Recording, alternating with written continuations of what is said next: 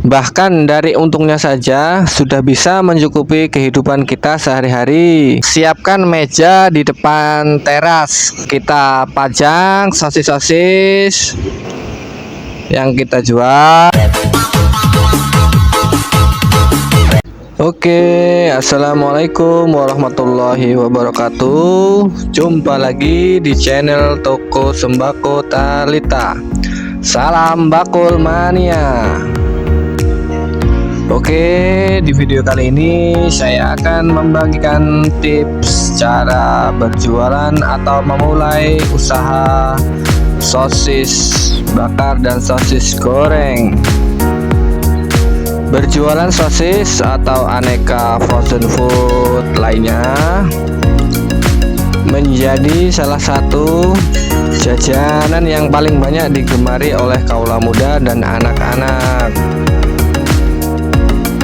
Dengan demikian, itu bisa dijadikan sebagai peluang usaha yang cukup menarik dan tentunya menguntungkan bagi kita semua. Memilih untuk menjalankan usaha yang satu ini tentu tidak akan membutuhkan modal yang banyak, karena pada dasarnya usaha ini merupakan usaha yang terbilang cukup sederhana, sehingga kita hanya perlu mengeluarkan modal sedikit dan tentunya terjangkau. Berikut tips dari Toko Sembako Talita untuk memulai berjualan sosis dan aneka frozen food lainnya. Yang pertama yaitu tidak membutuhkan modal dengan nominal yang besar. Modal besar bukan merupakan ciri dari usaha yang satu ini. Jika dibandingkan dengan usaha yang lainnya, berjualan sosis menjadi yang cukup sederhana. Pasalnya, kita nanti tidak harus mengeluarkan modal dengan jumlah yang besar. Bahkan dengan modal seminim mungkin, kita sudah bisa berjualan sosis. Modal seadanya pun bisa. Yang kedua, yaitu tidak membutuhkan banyak alat dan bahan. Keuntungan lainnya yang bisa didapatkan dalam berjualan sosis adalah alat dan bahan yang diperlukan untuk usaha yang satu ini terbilang cukup sedikit. Oleh karena itulah, kita tidak membutuhkan modal yang besar. Ini menjadi satu keuntungan bagi kita yang mau berjualan sosis, jika kita memperhitungkan ketika hendak memulainya. Oke, lanjut. Yang ketiga yaitu proses pembuatannya yang mudah.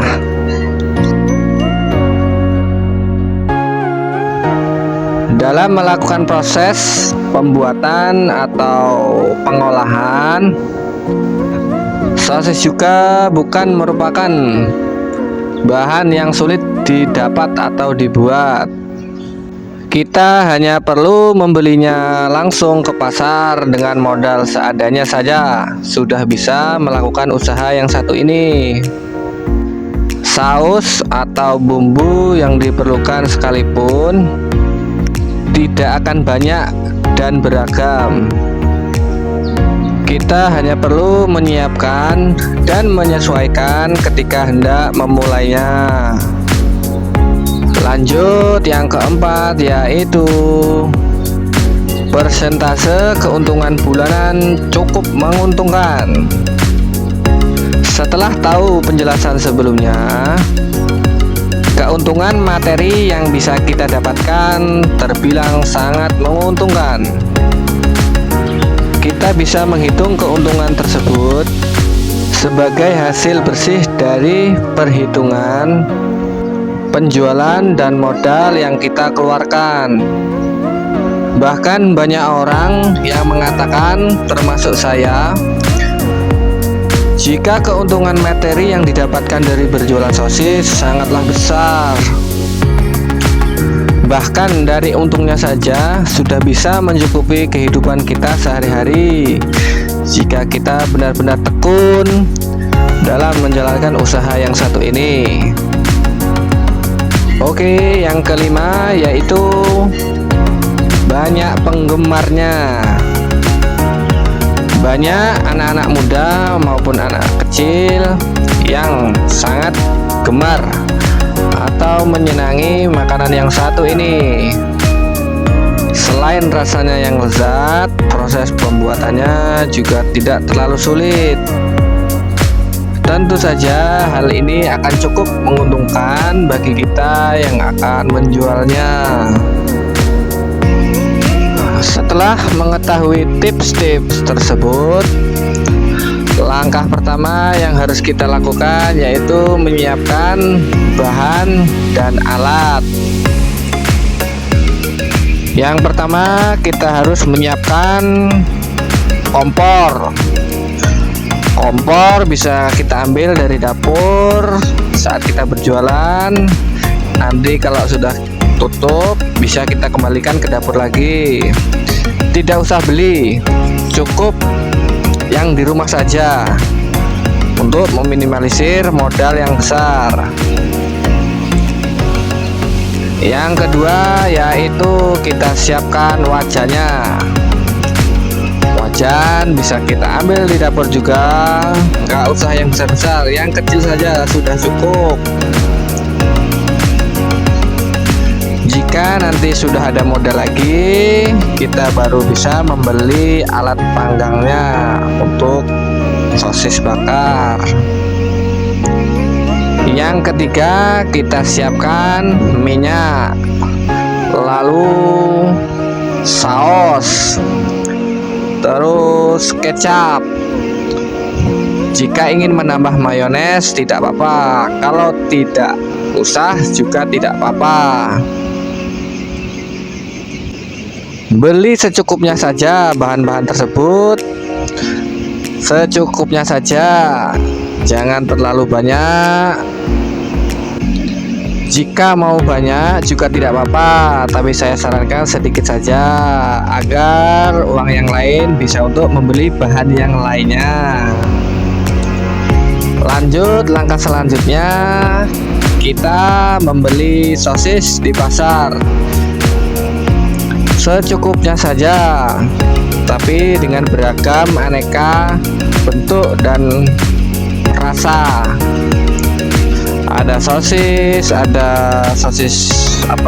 nugget bintang dan segala macamnya. Beli sedikit-sedikit saja agar pembeli atau anak-anak bisa memilih mana yang dia suka. Jangan hanya satu.